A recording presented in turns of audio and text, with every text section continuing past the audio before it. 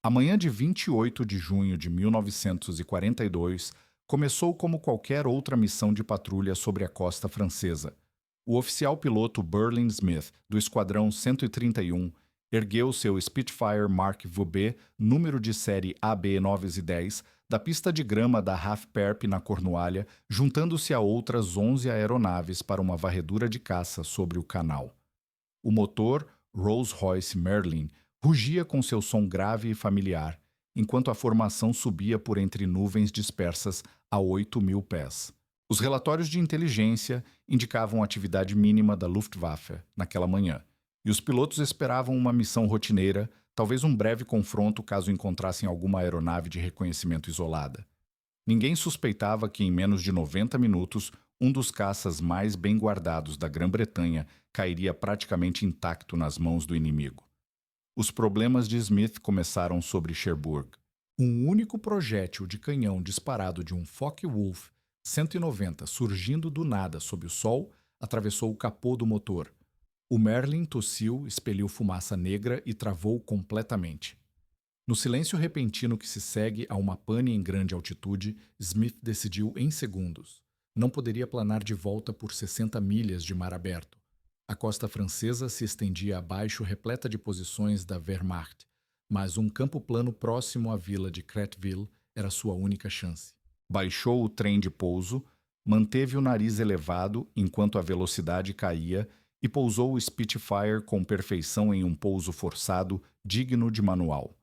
As rodas tocaram a grama. A aeronave rolou uns 200 metros e parou. Smith saltou rapidamente pronto para incendiar o avião antes que as tropas alemãs chegassem. Pegou a pistola. Very carregada com cartuchos incendiários, procedimento padrão para pilotos abatidos, mas uma patrulha da Wehrmacht surgiu da linha de árvores em questão de segundos, rifles apontados para seu peito. O Spitfire ficou atrás dele com as hélices levemente entortadas pelo impacto, mas fora isso intacto. Dentro de uma hora, oficiais de inteligência da Luftwaffe chegaram do quartel-general do Jagdgeschwader II. Caminharam lentamente ao redor da aeronave, quase com reverência. Toda a estrutura estava intacta, exceto pelo único buraco do projétil no capô e pela pequena deformação na hélice. O trem de pouso não havia cedido as asas, não apresentavam rugas nem empenos, e até o rádio permanecia fixado em seu suporte. Um dos oficiais passou a mão pela borda de ataque das asas elípticas, sentindo o rebitamento nivelado que os engenheiros alemães ainda lutavam para reproduzir em produção em massa. Outro espiou a cabine, observando a mira, a manete de potência e as rodas de compensação exatamente como os pilotos britânicos as usavam todos os dias. Eles já haviam capturado Spitfires antes, carcaças queimadas, fuselagens despedaçadas, mas nenhuma revelava mais do que metal retorcido. Aquele, porém, poderia voar novamente com nada além da troca do motor e alguns reparos de solda. O valor de inteligência era imenso. Ao cair da noite, chegou um caminhão-guincho com uma equipe técnica da Luftwaffe.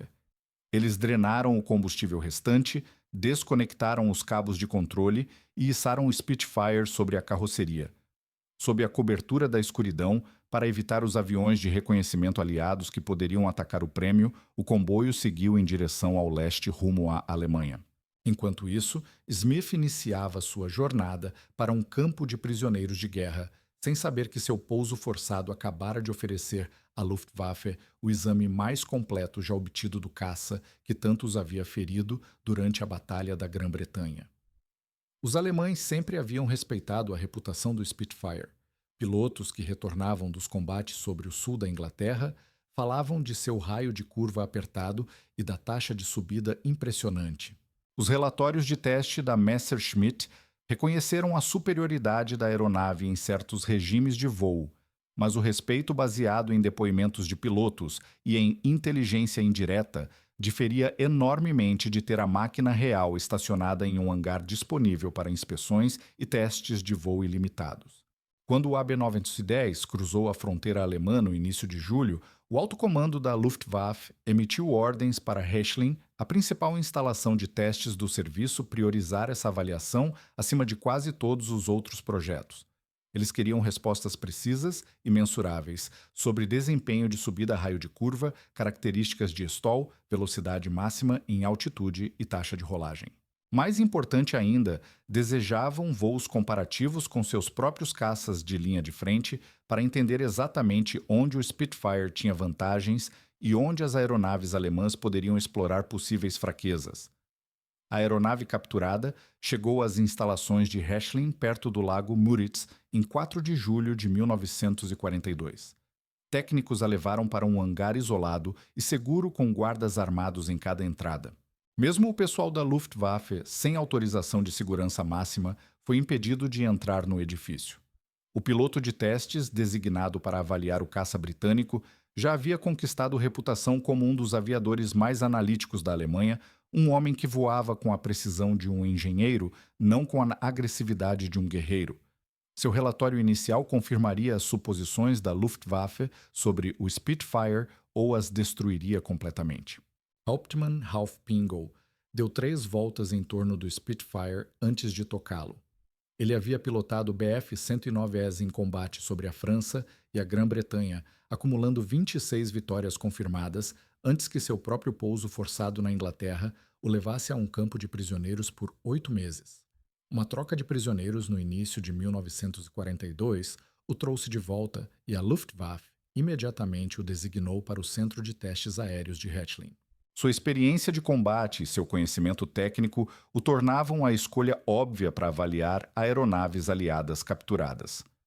Ainda assim, naquele hangar em 5 de julho, examinando o AB-910 sob as luzes elétricas intensas, Pingle começou a questionar tudo o que a inteligência alemã lhe dissera sobre a construção e a capacidade do Spitfire.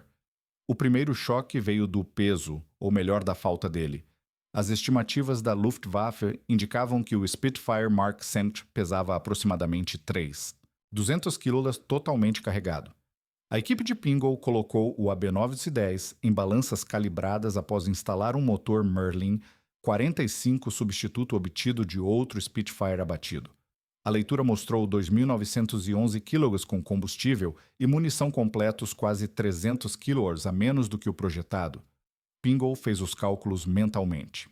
Essa diferença de peso se traduzia diretamente em melhor desempenho, de subida maior taxa de curva sustentada e aceleração superior, justamente as áreas em que o Bf-109F já enfrentava dificuldades contra os Spitfires, segundo relatos de pilotos. Se o caça britânico era realmente mais leve do que se pensava, as diferenças de desempenho seriam ainda maiores do que o temido. Ele então se voltou para as asas. O formato elíptico sempre fascinara os engenheiros alemães, que o consideravam aerodinamicamente ideal, mas impossivelmente caro de fabricar. A Messerschmitt havia optado por asas retas e afiladas no 109, exatamente porque curvas complexas exigiam ferramentas especializadas e mão de obra altamente qualificada. Contudo, ali estava um caça britânico produzido em massa, com asas que pareciam esculpidas, não estampadas. Pingle passou os dedos pela parte inferior, sentindo pequenas saliências quase imperceptíveis, onde os rebites ficavam nivelados. Toda a superfície inferior da asa era mais lisa do que qualquer coisa produzida nas fábricas alemãs. Ele sabia, por sua formação em aerodinâmica, que a suavidade da superfície reduzia o arrasto especialmente em altas velocidades. Cada cabeça de rebite exposta ao fluxo de ar custava alguns quilômetros por hora na velocidade máxima. Os britânicos, de alguma forma, haviam resolvido um problema de fabricação que os engenheiros alemães ainda consideravam impossível em escala industrial. A cabine trouxe outra surpresa desconcertante. Pingle subiu, ajustou o assento e examinou o painel de instrumentos. Tudo estava disposto de forma lógica. A manete do acelerador caía naturalmente sob sua mão esquerda, as rodas de compensação estavam ao alcance fácil, e a mira de tiro ficava na altura perfeita dos olhos. Mas o que mais o impressionou foi a visibilidade. O dossel em formato de bolha oferecia uma visão quase desobstruída em todas as direções, exceto diretamente para trás. Ele havia pilotado extensivamente o Bf-109F, cuja cabine sempre lhe parecera claustrofóbica em comparação com molduras grossas, interrompendo o campo visual e uma placa de blindagem bloqueando completamente a visão traseira. Em combate, ver o inimigo primeiro muitas vezes importava mais do que ter uma aeronave ligeiramente mais rápida ou com armamento mais pesado. Se os pilotos britânicos desfrutavam dessa visão panorâmica durante os combates aéreos, enquanto os pilotos da Luftwaffe precisavam apertar os olhos através de pequenas janelas, essa vantagem sozinha poderia explicar por que os Spitfires pareciam surgir do nada nas batalhas. Oberleutnant Hans Werner Leyers, outro piloto de testes designado para a equipe de avaliação, concentrou-se no sistema de controle. Ele removeu painéis de inspeção e seguiu os cabos desde o manche e os pedais do leme até as superfícies de comando. Os caças alemães usavam controles relativamente rígidos com forças de manche pesadas, que exigiam força física para serem superadas especialmente em altas velocidades. Os britânicos haviam projetado algo completamente diferente. Os ailerons respondiam à pressão dos dedos, mesmo com a aeronave parada. Leyers puxou o manche em todo o seu curso, sentindo a resistência leve, surpreendentemente leve. Chamou Pingle e ambos os pilotos movimentaram os controles, trocando olhares preocupados. Se essas forças de controle permanecessem tão leves em voo, o Spitfire poderia atingir taxas de rolagem que os pesados ailerons do Bf-109 simplesmente não poderiam igualar. O desempenho de rolagem determinava quem vencia ou perdia um combate aéreo. O caça que pudesse inverter a direção do banco mais rapidamente controlava o engajamento. A equipe de engenharia desmontou painéis ao longo de toda a fuselagem, fotografando cada detalhe estrutural. Descobriram técnicas de construção em pele tensionada mais avançadas que os métodos alemães, nas quais a própria superfície metálica suportava as cargas aerodinâmicas dispensando estruturas internas pesadas. Os britânicos haviam essencialmente construído uma estrutura semi-monocoque voadora, economizando peso sem sacrificar resistência. As aeronaves alemãs ainda dependiam de estruturas tradicionais de armação, cobertas por tecido ou metal leve. A penalidade de peso era significativa, mas os engenheiros da Messerschmitt e da Focke-Wulf haviam insistido que o método britânico era complexo demais para a produção em massa. Ainda assim, ali estava a prova de que as fábricas britânicas estavam produzindo essas estruturas sofisticadas em quantidades que superavam a produção de caças da Luftwaffe. Pingle compilou seu relatório preliminar de inspeção terrestre naquela noite. As conclusões do documento eram diretas, todas as suposições pré-guerra sobre a construção do Spitfire estavam erradas. A aeronave era mais leve, mais aerodinamicamente refinada, melhor projetada para a eficiência do piloto e mais engenhosamente construída do que qualquer estimativa de inteligência havia sugerido, e eles ainda nem haviam ligado o motor. Os testes de voo reais ou aliviariam as preocupações alemãs ou confirmariam que a Luftwaffe enfrentava um oponente ainda mais capaz do que aquele que já lhes custara a Batalha da Grã-Bretanha. Os protocolos de segurança em torno dos testes de voo do AB-910 superavam até mesmo os que protegiam as próprias aeronaves experimentais da Alemanha. O Marechal do Reich Hermann Göring emitiu ordens determinando que nenhuma menção ao Spitfire capturado poderia aparecer em qualquer comunicação escrita fora dos níveis mais altos do comando. O comandante de Rathlin estabeleceu um perímetro ao redor do hangar de testes com oficiais da Gestapo, verificando as credenciais de qualquer pessoa que se aproximasse a menos de 200 metros. A Luftwaffe temia que a inteligência aliada descobrisse a captura intacta e lançasse um bombardeio especificamente para destruir aquela única aeronave. Um Wellington ou Mosquito encontrando Rathlin em uma noite clara poderia apagar meses de pesquisa em segundos. Preparar o Spitfire para o voo exigiu 3 semanas de trabalho meticuloso. O motor Merlin, substituto retirado de um Spitfire Mark Cintin, abatido em um campo francês, precisava ser completamente inspecionado e testado antes da instalação.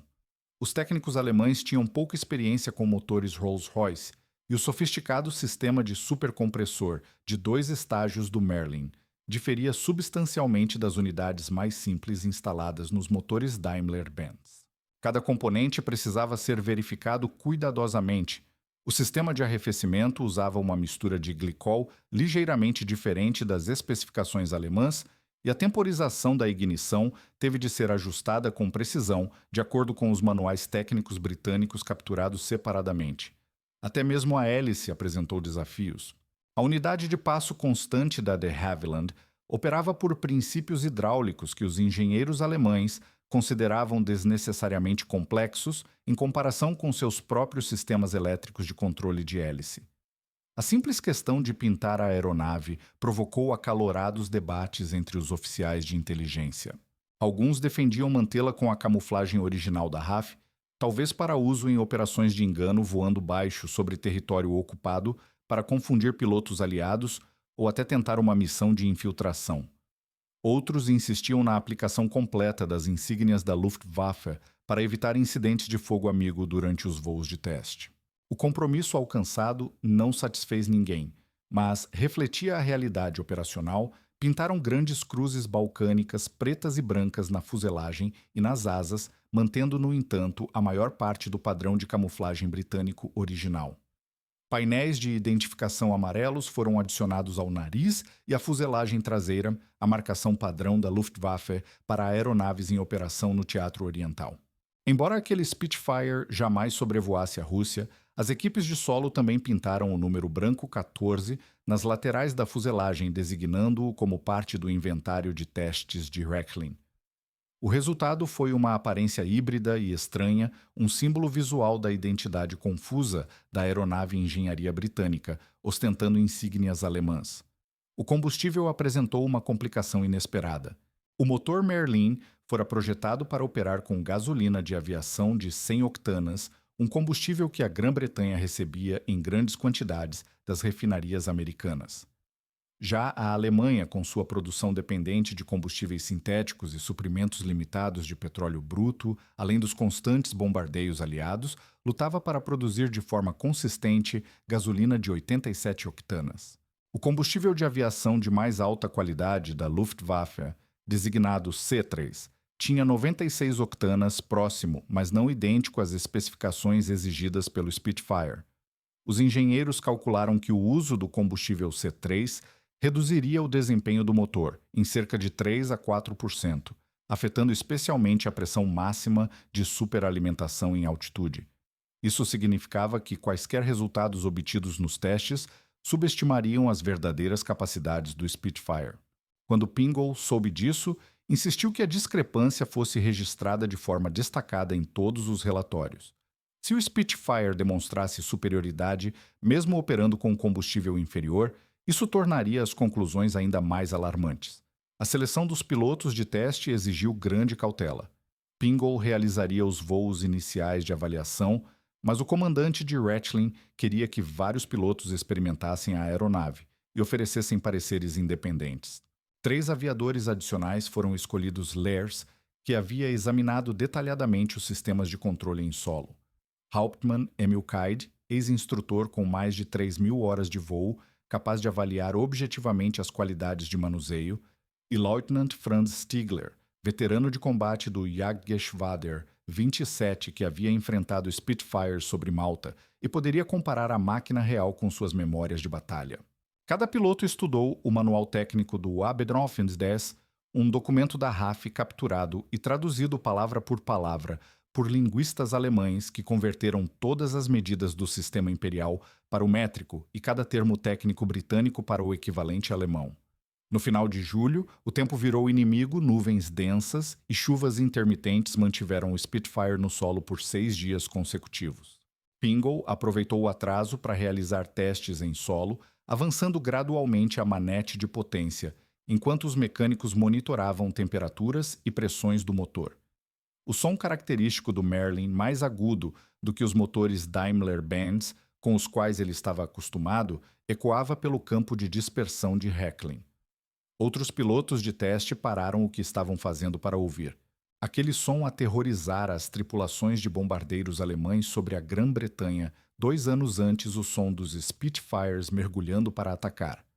Ouvi-lo agora produzido por um motor britânico capturado e vestindo as cruzes da Luftwaffe criava uma atmosfera surreal. Um mecânico escreveu mais tarde em seu diário que o som do motor o deixara profundamente inquieto, como se tivessem aprisionado algo que não queria ser enjaulado. Em 29 de julho de 1942, as condições finalmente melhoraram. A névoa matinal se dissipou por volta das 9 horas, deixando o ar calmo e uma visibilidade ilimitada. Pingle completou a inspeção pré-voo, subiu na cabine e prendeu-se firmemente ao assento. A equipe de solo removeu os calços das rodas. Seria um primeiro voo cauteloso, decolagem e subida até 3.000 metros, checagens básicas de manobrabilidade e depois pouso. Sem acrobacias, sem corridas em alta velocidade, nada que pudesse forçar uma estrutura que já havia sobrevivido a um pouso de emergência. A inteligência obtida com um primeiro voo bem-sucedido justificava essa abordagem conservadora. Os limites de desempenho poderiam ser explorados mais tarde. Depois de confirmar que a aeronave estava fundamentalmente apta para operar sob controle alemão, Pingle avançou suavemente o acelerador, sentindo a potência do Merlin percorrer toda a fuselagem. O Spitfire acelerou mais rápido do que ele havia previsto, claramente mais rápido do que o Bf-109F, que pilotara no dia anterior, usado como referência comparativa. A cauda ergueu-se a 60 km/h e de repente ele pôde ver diretamente a pista de grama à frente, em vez de olhar de lado pelo nariz da aeronave. A 140 km/h, o caça simplesmente se ergueu no ar, sem necessidade de aplicar pressão no manche. Ele esperava ter de puxar o manche com força, como acontecia nos caças alemães, mas o Spitfire parecia saber exatamente quando estava pronto para voar. A sensação foi ao mesmo tempo desconcertante e empolgante. Ao subir através de 1.000 metros, Pingle começou uma exploração suave dos controles. Havia lido cuidadosamente as notas do piloto britânico capturadas. Conhecia as velocidades de stall e os parâmetros de operação recomendados, mas números no papel não transmitiam o que uma aeronave realmente sentia em voo. Ele rolou levemente para a esquerda. Os ailerons responderam com uma imediatidade quase chocante. Um leve movimento do manche produziu uma rolagem nítida. Inverteu para a direita mesma resposta leve e precisa, sem atraso entre comando e reação. O Bf-109 exigia força física e pressão firme no manche para atingir taxas de rolagem semelhantes, especialmente acima de 300 km/h, quando as cargas aerodinâmicas tornavam os controles mais rígidos. O caça britânico parecia ler sua mente, reagindo antes mesmo que ele terminasse o movimento. A 2.000 metros tentou a primeira curva real. Um leve banco de 30 km, mantendo-te à altitude com uma pequena tração no manche. O Spitfire cortou o ar suavemente, sem vibração, sem tendência a escorregar ou perder a asa. Aumentou o ângulo para 45 graus, ainda fluido. A 60 as, puxou mais forte, sentindo as forças G pressioná-lo contra o assento. O raio da curva encolheu drasticamente, mas a aeronave permaneceu estável e controlável. O aviso de stall, aquela vibração característica antes da perda de sustentação, simplesmente não apareceu. Olhou para o velocímetro 210 km/h e o avião continuava voando confortavelmente nessa curva acentuada. Os caças alemães, em comparação, tremeriam e protestariam nesses ângulos e velocidades, exigindo correções constantes para evitar um giro abrupto ou perda de controle. Durante essas curvas, algo mais lhe chamou a atenção. A resposta do profundor estava perfeitamente harmonizada com os ailerons, nenhum dos dois dominava, ambos trabalhavam em sintonia natural. As aeronaves alemãs geralmente apresentavam forças desiguais entre profundor e ailerons, criando um pequeno descompasso que os pilotos aprendiam a compensar instintivamente. Os projetistas do Spitfire haviam alcançado uma harmonia genuína nos 3 eixos rolagem, arfagem e guinada, todos equilibrados proporcionalmente. O efeito psicológico foi profundo. Pingle percebeu que não estava lutando contra a aeronave, nem gerenciando suas excentricidades, ele apenas pensava em uma direção e o Spitfire ia. Era isso que os relatórios de inteligência queriam dizer quando falavam da natureza tolerante e do manuseio intuitivo do Spitfire. Ele subiu até 3.000 metros e tentou algumas manobras verticais meio loop, subindo e passando pelo topo, ficando brevemente invertido antes de completar a curva. O carburador do Merlin cortou momentaneamente sob forças G negativas, exatamente como o manual técnico alertava, provocando uma breve engasgada antes que a alimentação retornasse ao normal assim que as forças positivas voltaram a atuar. Os caças alemães utilizavam sistemas de injeção de combustível que evitavam esse problema, mas a questão do carburador parecia mais um pequeno incômodo do que uma limitação real em combate. Os pilotos poderiam simplesmente inverter o avião antes de puxar a manobra, mantendo forças G positivas durante todo o percurso. O que mais impressionou Pingle não foi essa fraqueza, e sim a taxa de subida durante a fase inicial do loop. O Spitfire disparava para cima com agressividade, convertendo velocidade em altitude com eficiência notável.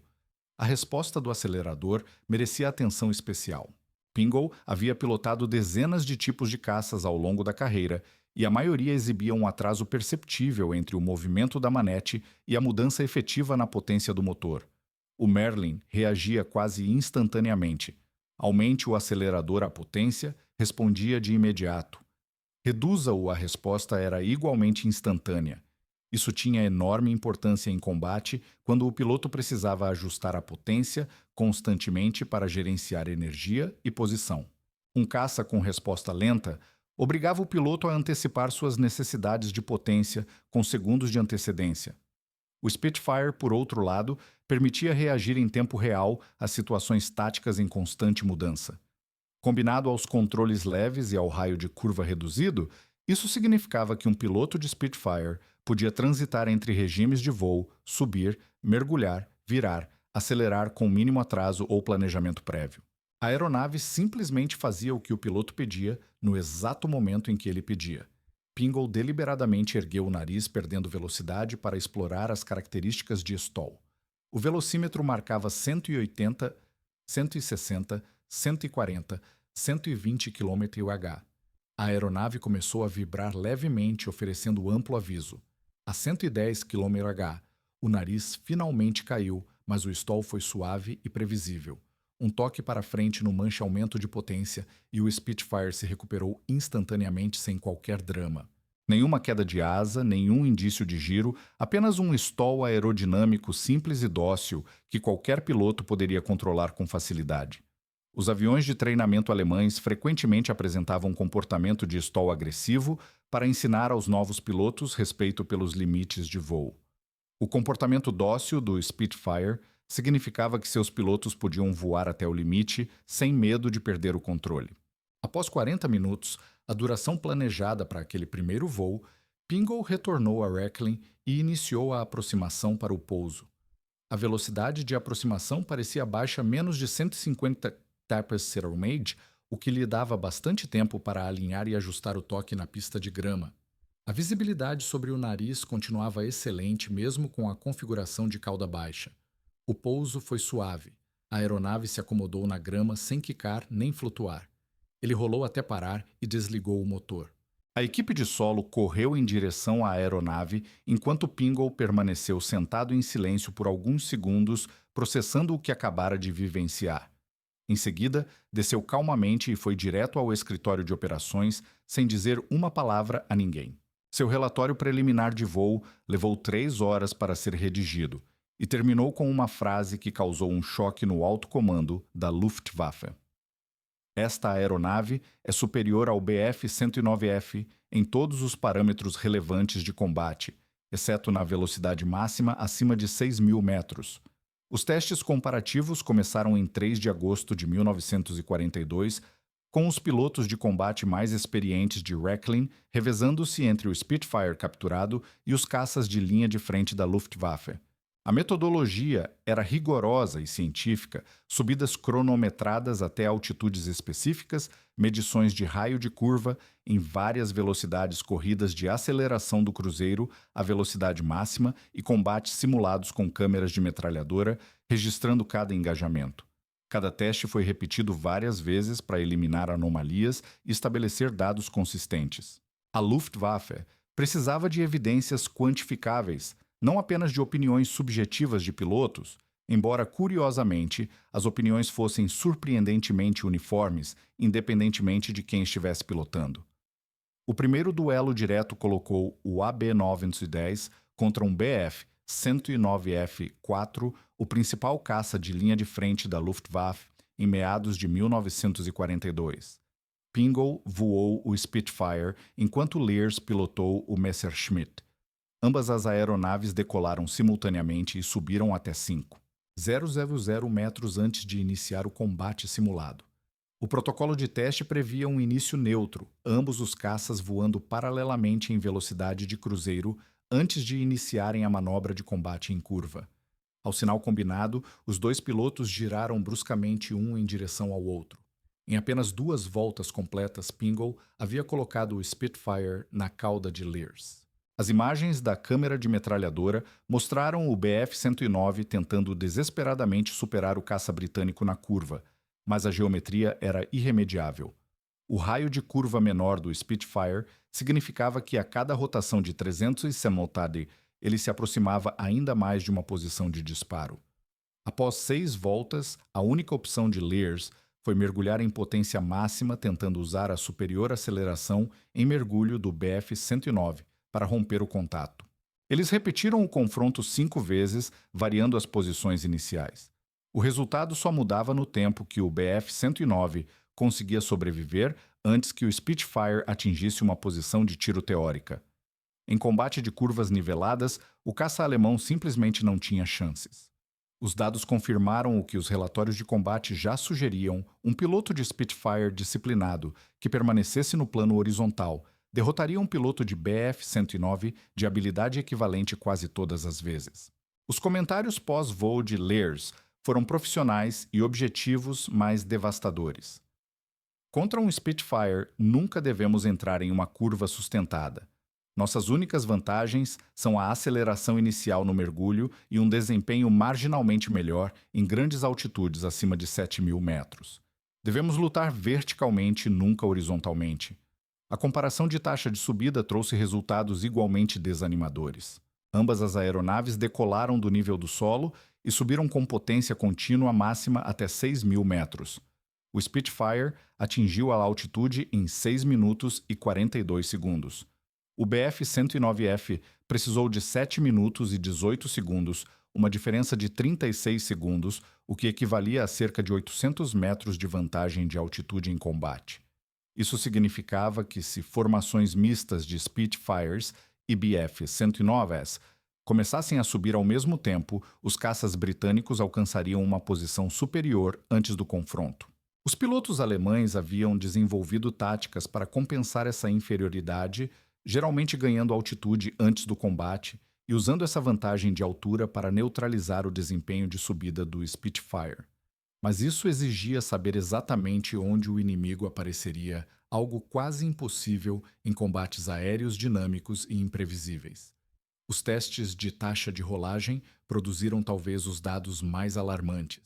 Os engenheiros montaram câmeras de alta velocidade para registrar o tempo exato necessário para cada aeronave completar uma rolagem completa de 360 graus em diferentes velocidades. A 400 Monarch 7 km/h, uma velocidade típica de combate, o Spitfire completou a manobra em 1/8 segundo. O Bf-109F precisou de 2/4 segundos. Essa diferença de 6 décimos de segundo parecia insignificante no papel, mas em combate era decisiva. Determinava quem conseguia inverter a direção de curva rápido o bastante para acompanhar um adversário manobrando. O piloto do Spitfire podia rolar de ponta cabeça, puxar para inverter a direção e nivelar novamente antes que o piloto do Bf-109 concluísse sua reversão. Essa única característica explicava por que pilotos experientes da Luftwaffe relatavam sentir-se constantemente atrasados em relação à energia do combate. Quando enfrentavam Spitfires, voavam uma aeronave que respondia frações de segundo mais lentamente a cada comando. Em seguida, o Spitfire capturado enfrentou o Focke-Wulf FW-190A3, que havia entrado em serviço apenas alguns meses antes. Os pilotos alemães consideravam o FW-190 claramente superior ao Bf-109.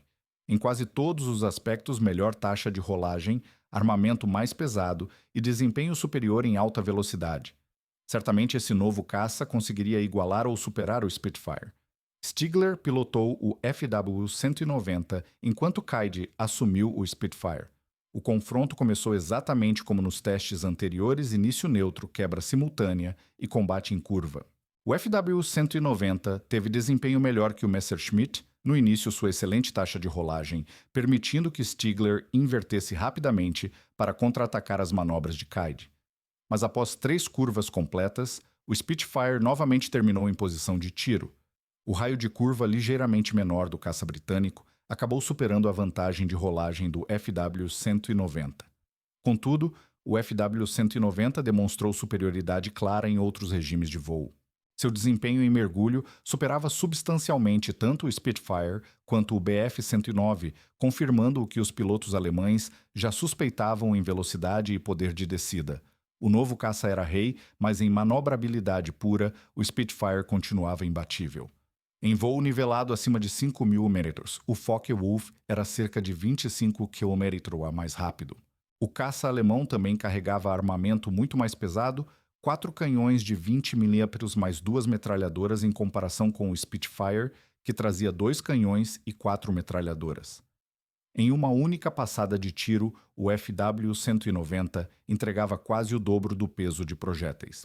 Isso sugeria soluções táticas claras. Pilotos do FW-190 deveriam evitar por completo combates em curva, usando em vez disso a velocidade e ataques em mergulho para enfrentar os Spitfires em condições favoráveis e então se afastar antes que o caça britânico pudesse forçar uma luta de curvas. A equipe de teste também avaliou o Spitfire contra o Bf-109G, que começava então a chegar às unidades de frente. A variante Gustav trazia um motor mais potente que o Friedrich e os engenheiros esperavam que isto fechasse a lacuna de desempenho. Os resultados foram mistos, mas no fim decepcionantes. O Bf-109G subia um pouco mais rápido que o Spitfire, abaixo de 4.000 mm, mas acima dessa altitude, o caça britânico recuperava a vantagem. O desempenho em curvas permaneceu decididamente a favor do Spitfire. O armamento mais pesado e o motor melhorado do Gustav vinham com uma penalidade de peso que agravava suas já marginais características de manuseio. A avaliação de Pingle foi direta: o 109G é uma melhoria sobre o Friedrich em armamento e subida, mas continua inferior ao Spitfire no combate de curvas que domina os enfrentamentos abaixo de 6.000 mm. Os dados de teste abrangentes chegaram às mesas do alto comando da Luftwaffe no final de agosto de 1942, acompanhados de filmagens das câmeras de metralhadora que tornavam as diferenças de desempenho visceralmente óbvias. Oficiais seniores se reuniram em salas de instrução para assistir às imagens do Spitfire capturado sistematicamente superando todos os tipos de caças alemães. As implicações iam muito além de apenas reconhecer a excelência da engenharia britânica. Essas conclusões exigiam revisões táticas imediatas, modificações nos treinamentos e mudanças na doutrina operacional em todas as unidades de caça da Noruega ao norte da África. A Luftwaffe havia passado 3 anos desenvolvendo táticas baseadas, em parte, em suposições sobre as capacidades do Spitfire. Suposições agora provadas perigosamente erradas. O general Adolf Galland recebeu o relatório completo de Rechlin em 27 de agosto. Galland comandara unidades de caça durante a Batalha da Grã-Bretanha e entendia as capacidades do Spitfire por experiência brutal em primeira mão, mas mesmo ele achou os dados medidos chocantes. A diferença de raio de curva era pior do que os pilotos em combate estimavam. A vantagem em taxa de rolagem era maior. A diferença de desempenho na subida era mais ampla. Imediatamente convocou uma conferência de comandantes de Jagdgeschwader para discutir respostas táticas.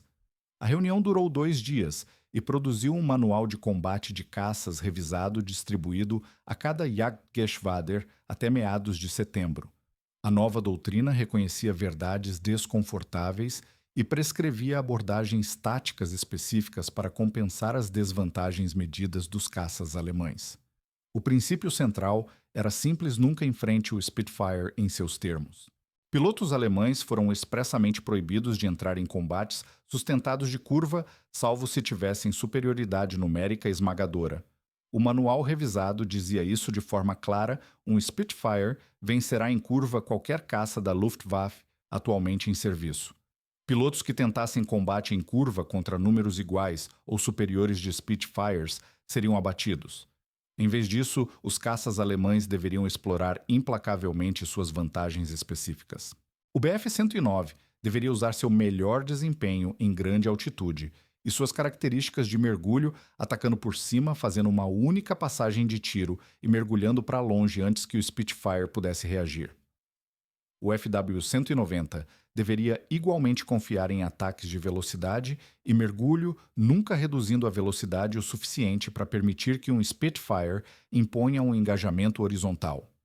Os programas de treinamento foram alterados em todas as escolas de voo da Luftwaffe. Pilotos novatos que sempre aprenderam técnicas básicas de combate em curva, como virar por dentro do oponente, calcular o avanço de tiro e gerenciar energia num combate oscilante, tiveram seus currículos adaptados para enfatizar ataques verticais. Disciplina de formação e evasão após a passagem de ataque, em vez de confiar em habilidades de luta horizontal contínua. O currículo pós-Reckling reduziu completamente a ênfase no combate de curvas, quando o oponente era identificado como um Spitfire. Em vez disso, os instrutores passaram a treinar intensivamente os alunos nas táticas de boom and zoom, ganhar altitude, mergulhar sobre o inimigo, abrir fogo, afastar-se rapidamente e subir novamente para repetir o ciclo. Esse estilo de combate vertical aproveitava os pontos fortes dos caças alemães, mas exigia disciplina excepcional. Pilotos inexperientes por instinto queriam seguir o inimigo danificado fazendo curvas atrás dele, o que frequentemente se mostrava fatal se o adversário fosse um Spitfire fingindo vulnerabilidade. Os dados de Reckling também influenciaram as prioridades de desenvolvimento de aeronaves. Os engenheiros da Focke-Wulf e da Messerschmitt receberam instruções explícitas para priorizar desempenho em alta velocidade e taxa de subida nas futuras variantes de caça, mesmo que isso viesse ao custo da capacidade de manobra. A lógica era pragmática: os caças alemães jamais superariam o Spitfire em curvas com melhorias incrementais. Tentar competir nesse regime seria desperdício de recursos. Melhor seria reforçar as áreas em que as aeronaves alemãs já possuíam vantagens, ampliando essas margens para criar opções táticas mais claras aos pilotos. Essa filosofia influenciou diretamente projetos posteriores, como as variantes Bf-109K e o TA-152, ambos otimizados para interceptação em grande altitude em vez de combates a baixa altura. A coleta de inteligência ganhou nova urgência. Se uma única versão do Spitfire podia demonstrar tal nível de superioridade, o que versões aprimoradas poderiam alcançar, sabia-se que a RAF desenvolvia constantemente novas variantes. O relatório final da equipe de testes de Reckling advertia especificamente que o Mark VB capturado provavelmente representava o meio da linha evolutiva do Spitfire, não o seu auge. Engenheiros britânicos certamente já trabalhavam em motores mais potentes, aerodinâmica refinada e armamento superior. Os serviços de inteligência da Luftwaffe foram instruídos a dar prioridade máxima a qualquer informação sobre o desenvolvimento do Spitfire, com ênfase especial nos rumores sobre as variantes equipadas com o motor Griffon, que poderiam tornar os caças alemães completamente obsoletos. Cada documento capturado, cada prisioneiro da RAF interrogado e cada relatório de agentes infiltrados na Grã-Bretanha passou a ser examinado em busca de indícios sobre futuras capacidades do Spitfire. A mudança tática, porém, não foi apenas defensiva. Os comandantes alemães reconheceram que entender as poucas fraquezas específicas do Spitfire poderia permitir explorá-las ofensivamente. O teste de Reckling identificara que a limitação do carburador sob G, negativas do motor. Merlin permanecia sem solução no Mark VB. Um piloto de Spitfire que empurrasse o manche para frente entrando em G negativo experimentaria uma breve falha de motor. Os pilotos da Luftwaffe foram instruídos a observar essa vulnerabilidade. Se um Spitfire perseguisse um caça alemão em mergulho, o piloto britânico tenderia a empurrar o manche para segui-lo, provocando a interrupção momentânea do motor. Essa fração de segundo poderia permitir que o alemão se afastasse do alcance de tiro ou invertesse o combate. Era uma vantagem mínima, mas batalhas são vencidas pela soma de vantagens mínimas. As táticas de formação também evoluíram. A doutrina alemã pré-guerra favorecia formações cerradas que maximizavam o poder de fogo defensivo, mas limitavam a manobrabilidade individual. Contra os Spitfires, isso se mostrou suicida. Uma formação que não podia manobrar jogava diretamente com os pontos fortes do caça britânico. A doutrina revisada passou a exigir formações mais soltas, com maior espaçamento entre aeronaves, dando a cada piloto liberdade máxima de manobra. A clássica formação Swarm, de 4 aviões, foi mantida, mas com maior separação vertical, garantindo que se o par inferior se envolvesse em combate de curvas com Spitfires, o par superior pudesse mergulhar de cima, realizando ataques rápidos de corte. Essa configuração sacrificava parte da coesão da formação, mas reconhecia uma realidade: a integridade do grupo importava menos do que dar a cada piloto flexibilidade tática para evitar as armadilhas de curva impostas pelo Spitfire. As unidades de caça, que operavam em diferentes teatros de guerra, também receberam orientações personalizadas, adaptadas às condições locais, clima-altitude de operação, comportamento do inimigo e tipos de aeronaves aliadas predominantes, refletindo uma Luftwaffe que, a partir daquele verão de 1942, via o Spitfire não apenas como um adversário formidável, mas como o padrão pelo qual todos os outros caças seriam julgados.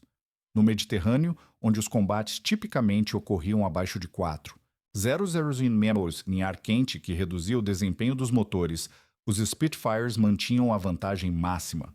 Os caças alemães na África do Norte e na Sicília foram instruídos a evitar combates por completo, a menos que tivessem superioridade posicional decisiva. Na frente oriental, onde os caças soviéticos geralmente não igualavam a sofisticação do Spitfire, as mudanças táticas importavam menos. Ainda assim, os comandantes incorporaram as lições em operações sobre a Europa Ocidental, onde esquadrões de Spitfire da RAF dominavam e os caças da Luftwaffe passaram cada vez mais a assumir papéis puramente defensivos, interceptando formações de bombardeiros em vez de procurar combates com caças inimigos. O impacto psicológico foi profundo.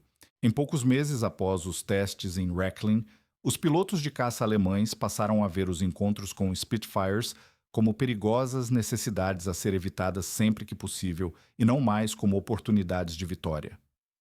A carreira do AB-910 nas mãos alemãs estendeu-se pelo outono e inverno de 1942, embora seu papel tenha mudado de testes puros para operações de engano e treinamento especializado. A Luftwaffe reconheceu que ter um Spitfire voável oferecia oportunidades estratégicas. Além da avaliação técnica, a aeronave tornou-se ferramenta para operações psicológicas, familiarização de pilotos e refinamento tático. Ainda assim, cada voo implicava risco. Uma única falha catastrófica destruiria esse ativo de inteligência insubstituível e encerraria os programas dependentes dele. Durante setembro e outubro, pilotos selecionados da linha de frente foram gradualmente enviados a Rechlin para o que eufemisticamente chamavam de treinamento de familiarização. Cada piloto passava várias horas examinando o AB-910 no solo antes de voá-lo por cerca de 30 minutos. O objetivo era simples: permitir que pilotos de combate que enfrentariam Spitfires regularmente experimentassem a aeronave de dentro da cabine. Essas missões proporcionavam preparação psicológica tanto quanto insight tático. Pilotos alemães que apenas lutaram contra Spitfires desenvolveram com frequência um respeito exagerado, quase medo das capacidades do caça britânico. Voar a máquina desmistificava-a em certa medida. Sim, era uma aeronave excepcional, mas não sobrenatural, tinha limites, manias e vulnerabilidades que um piloto conhecedor poderia explorar. A Luftwaffe também utilizou o AB-910 em interceptações de treino, ajudando a ensinar pilotos alemães a reconhecer e contrariar táticas de Spitfire. Uma missão tipo envolvia o AB-910 decolando e voando padrões defensivos, enquanto Bf-109S ou FW-190s tentavam interceptá-lo. O exercício invertia a dinâmica habitual. Em vez de os caças alemães serem defensivos contra aeronaves britânicas superiores, praticavam táticas ofensivas contra um Spitfire real. Os pilotos aprenderam a reconhecer o momento exato em que o raio de curva mais apertado de um Spitfire os prenderia numa situação perdedora, desenvolvendo o instinto de desengajar antes de atingir esse ponto. Treinaram o timing de 1 segundo, o necessário para mergulhar e escapar de um Spitfire perseguidor, antes que ele alinhasse uma solução de tiro.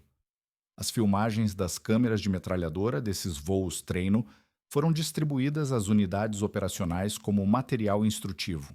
Serviços de inteligência chegaram a propor usar o AB-910 Em operações de penetração sobre a Grã-Bretanha voar o Spitfire a baixa altitude para infiltrar o espaço aéreo britânico, fotografar instalações ou lançar agentes. O planejamento operacional avançou até fases adiantadas antes que cabeças frias prevalecessem. O risco era absurdo em relação ao ganho potencial. Caças da RAF provavelmente identificariam o AB-910 como hostil, apesar do perfil de Spitfire, porque qualquer aeronave aproximando-se da Europa ocupada era presumida inimiga até prova em contrário. Operadores de radar e observadores no solo conheciam os padrões e horários de operação de suas próprias aeronaves. Um Spitfire solitário aparecendo inesperadamente acionaria investigação e provável interceptação. Mesmo que a missão tivesse sucesso uma vez, a aeronave certamente seria perdida, encerrando toda a pesquisa em andamento. A proposta foi silenciosamente arquivada, embora ressurgisse periodicamente sempre que oficiais de inteligência imaginavam missões de penetração supostamente vitais. O Spitfire também desempenhou funções menos glamorosas, porém mais práticas. Engenheiros o usaram extensivamente para testar equipamentos britânicos capturados: rádios, miras de tiro, sistemas de oxigênio e até munições. Sempre que as forças alemãs recuperavam equipamentos da RAF em locais de queda, os técnicos precisavam entender como funcionavam e se ofereciam alguma vantagem em relação aos equivalentes da Luftwaffe. Ter um Spitfire em condições de voo permitia instalar esses componentes em sua estrutura original e avaliá-los em condições realistas, em vez de depender apenas de testes laboratoriais. Por exemplo, a mira giroscópica britânica Mark II, recuperada de um Hurricane abatido, foi instalada no AB-910 e testada em voos contra alvos em manobra. Os pilotos alemães constataram que ela era ligeiramente superior às miras refletoras da Luftwaffe em ângulos de deflexão elevados, o que levou à aceleração no desenvolvimento de miras giroscópicas nacionais. No início de 1943, o AB-910 já havia acumulado cerca de 80 horas de voo sob operação alemã. A fuselagem começava a mostrar sinais de fadiga nada catastrófico, mas preocupante. O motor Merlin substituto nunca havia sido revisado adequadamente. Fora montado às pressas com peças reaproveitadas de várias aeronaves destruídas. O consumo de óleo aumentava as temperaturas dos cilindros, ultrapassavam os limites especificados e o trem de pouso apresentava tendência preocupante de travar parcialmente durante a retração, exigindo bombeamento manual para recolher completamente. Cada novo voo trazia risco crescente de falha mecânica, capaz de danificar ou destruir o avião. O comandante de Ratchlin enfrentava um dilema cada vez mais difícil: continuar voando o Spitfire e aceitar o aumento da probabilidade de perdê-lo por falha técnica ou retirá-lo permanentemente de serviço e preservá-lo como peça estática. A decisão acabou sendo tomada por forças externas, literalmente. Na noite de 17 de abril de 1943, o Comando de Bombardeiros da RAF lançou um grande ataque contra alvos no norte da Alemanha. Rechlin não era o objetivo principal. Essa honra cabia a instalações industriais próximas de Berlim, mas vários bombardeiros danificados pela artilharia antiaérea e desorientados pelas nuvens lançaram suas cargas aleatoriamente enquanto tentavam alcançar a costa. Uma fileira de bombas caiu sobre as áreas de dispersão de Ratchlin. O AB-910 estava em um hangar considerado seguro, mas uma única bomba de 500 libras perfurou o teto e detonou a apenas 15 metros da aeronave. A onda de choque amassou a fuselagem, estilhaçou a cobertura da cabine e arrancou a asa esquerda. Estilhaços perfuraram o motor Merlin. Quando a poeira baixou, o Spitfire ainda era reconhecível, mas jamais voltaria a voar. Fotógrafos alemães documentaram meticulosamente os destroços e os técnicos recuperaram cada componente que ainda pudesse oferecer valor de inteligência. O motor foi enviado a Daimler-Benz para desmontagem e análise detalhada. Os sistemas de controle foram preservados para estudo contínuo. Os restos da fuselagem seguiram para uma instalação da Messerschmitt, onde engenheiros os usaram como referência em análises de tensão estrutural e pesquisas de design. Mesmo destruído, o Spitfire capturado continuou servindo às necessidades de inteligência técnica da Luftwaffe. As filmagens de câmeras de metralhadora, os relatórios de teste, as avaliações de pilotos e os dados de engenharia permaneceram em uso ativo até o final da guerra, orientando cada programa subsequente de desenvolvimento de caças e revisões táticas. Uma única aeronave capturada por acaso, após um pouso forçado, havia proporcionado à Alemanha um tesouro de inteligência que moldou as operações da Luftwaffe por 3 anos. Que ela tenha sido destruída por uma bomba lançada aleatoriamente simboliza a amarga ironia que marcou toda a guerra, ativos de inteligência inestimáveis, aniquilados pelo caos cotidiano do combate em escala industrial. O legado da captura e dos testes do AB-910 reverberou na aviação militar alemã muito depois que os destroços retorcidos foram retirados do hangar bombardeado de Rechlin. Os dados extraídos daquelas 80 horas de voo influenciaram a filosofia de projeto de aeronaves, a doutrina tática e o planejamento estratégico de maneiras que perduraram até a rendição da Alemanha em maio de 1945. A superioridade mensurada do Spitfire forçou a Luftwaffe dolorosas reflexões institucionais, um lembrete constante de que, às vezes, a engenharia e a preparação podem derrotar até o maior orgulho militar. Houve um reconhecimento claro dentro do alto comando alemão de que, embora a engenharia do Reich fosse altamente sofisticada, ela havia sido ultrapassada em áreas críticas por equipes britânicas que trabalhavam com prioridades e metodologias diferentes. Os programas de desenvolvimento de caças absorveram essas lições diretamente. Quando o departamento de projetos da Messerschmitt iniciou o trabalho no que se tornaria o Mi-262, o primeiro caça-jato operacional do mundo, os engenheiros deliberadamente priorizaram a velocidade acima de todas as outras características. Os dados de Rechlin haviam demonstrado que tentar igualar o desempenho de curva do Spitfire era inútil. Os caças alemães com motores a pistão simplesmente não conseguiam alcançar a mesma combinação de leveza estrutural, potência e refinamento aerodinâmico. Os jatos ofereciam, portanto, um caminho completamente novo, usar a velocidade pura para ditar os termos do combate. A filosofia de projeto do Mi-262, velocidade extrema permitindo ao piloto escolher quando lutar e quando se retirar, veio diretamente das lições aprendidas com o AB-910. Se não era possível superar um Spitfire em manobrabilidade, era preciso ser tão rápido que a manobrabilidade deixasse de importar. Da mesma forma, o trabalho de Kurt Tank no Focke-Wulf TAS-152, o caça de grande altitude, refletiu as conclusões de Rechlin. Em vez de buscar um caça universal, Tank concentrou-se obsessivamente no único regime em que os caças alemães tinham vantagem mensurável, o desempenho acima de 7.000 Pfosaurs. A variante TA-152H apresentava uma asa de grande envergadura e uma cabine pressurizada otimizadas para interceptações na estratosfera, justamente onde os Spitfires mostravam fraqueza relativa.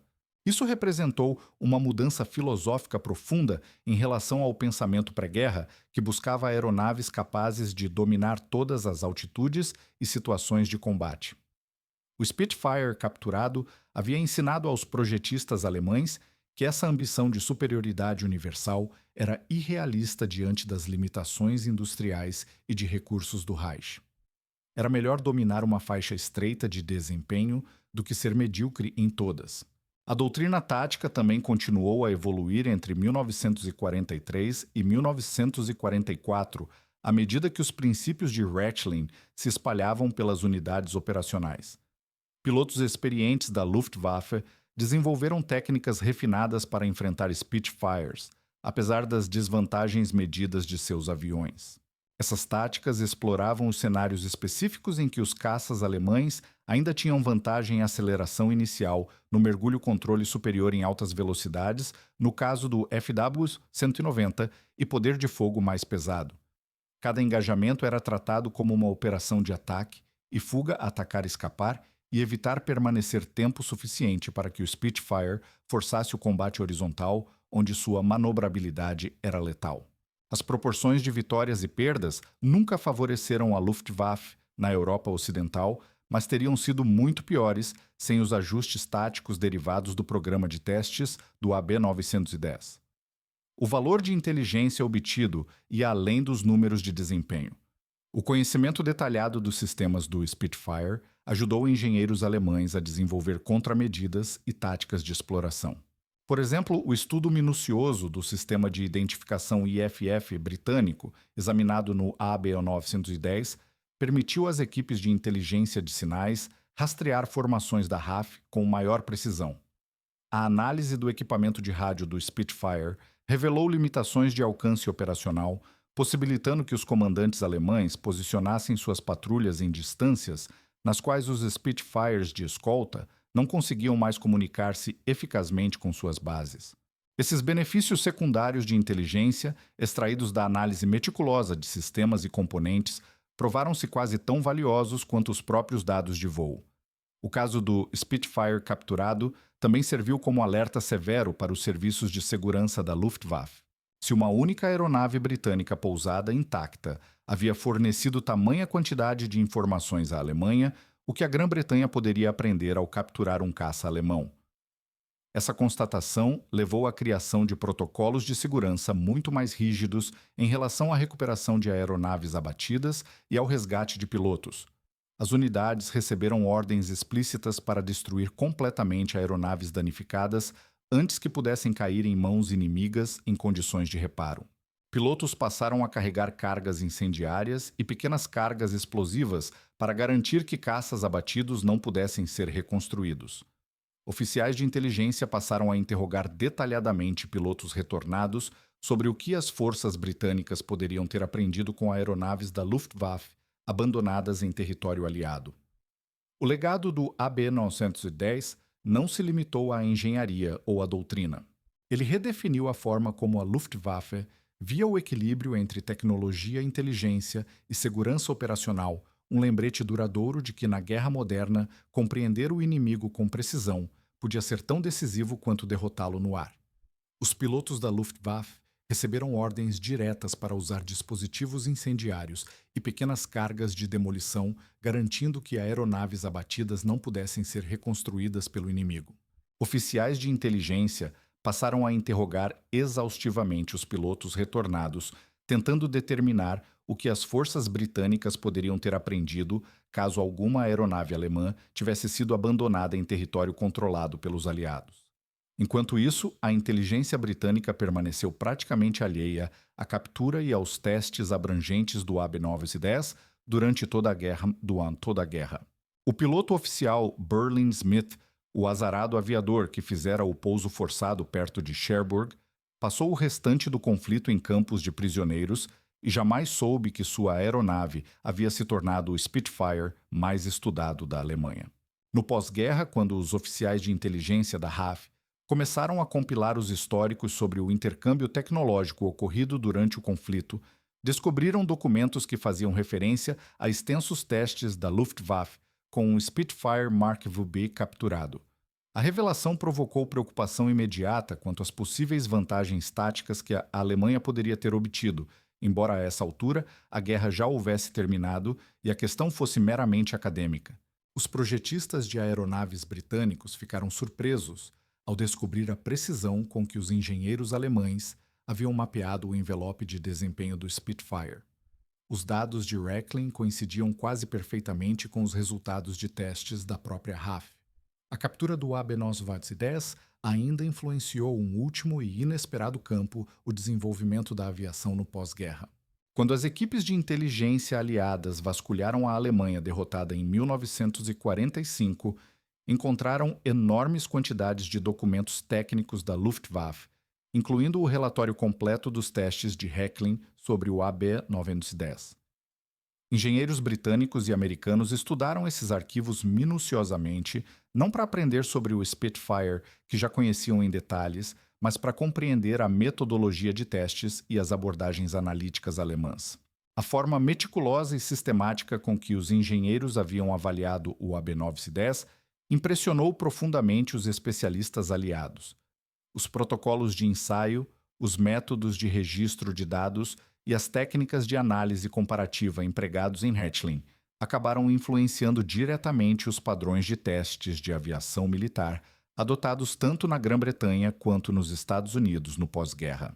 Numa ironia histórica singular, Os alemães haviam criado um documento de inteligência sobre uma aeronave britânica que acabaria ensinando aos vencedores lições valiosas sobre como conduzir testes e avaliações de forma mais científica e padronizada.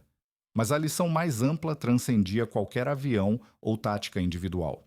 A captura do AB-1110 demonstrou que a inteligência tecnológica podia ser tão decisiva quanto a espionagem humana ou a interceptação de comunicações.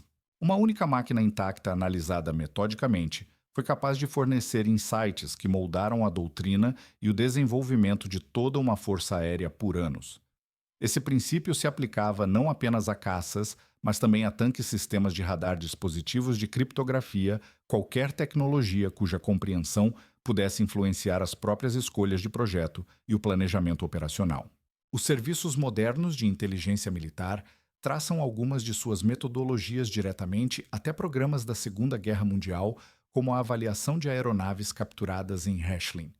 Esse legado, nascido do acaso de um pouso forçado de um piloto britânico em território ocupado, representa a contribuição final e mais duradoura do AB-910 à história da aviação.